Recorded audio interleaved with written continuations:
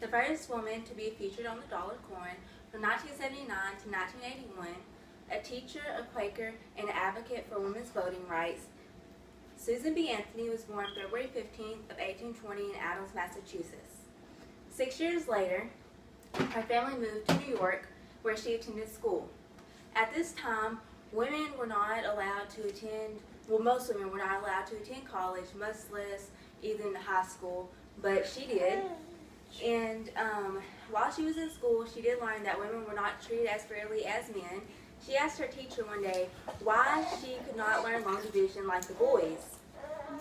Her teacher replied that women did not need to know the skill. At that point, Susan B. Anthony was questionable as to why women could not have the same rights as men.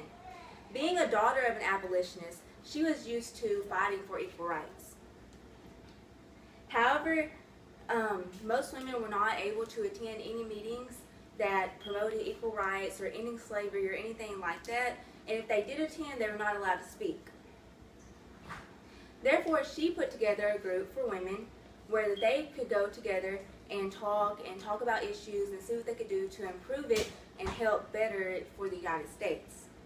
In 1851, she attended an anti-slavery meeting by William Garrison and George Thompson. That is where she met Elizabeth Cady Stanton, another powerful woman that led the right for women's right to vote.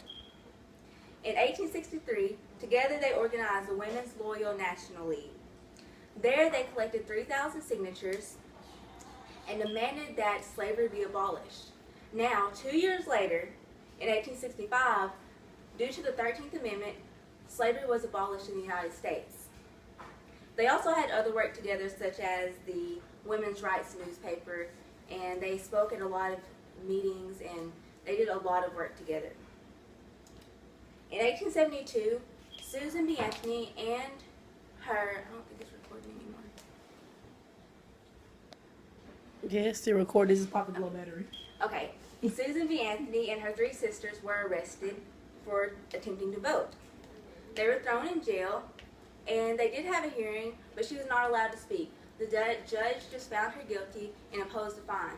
However, she refused to pay that fine, and that fine today still goes unpaid. They really just let her free.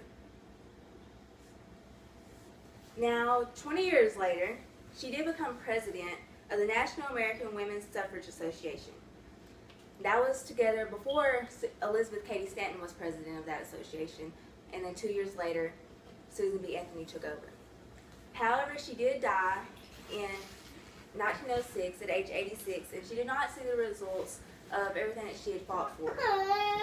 More than 10,000 people were at her funeral, which shows that how much she was an impact on the United States. Ironically, 100 years later, in 1920, the 19th Amendment was ratified, which gave women the right to vote. That to me is amazing, being that especially that it was only 100 years later after she was born. She will always be remembered for fighting for equal rights. That is Susan B. Anthony.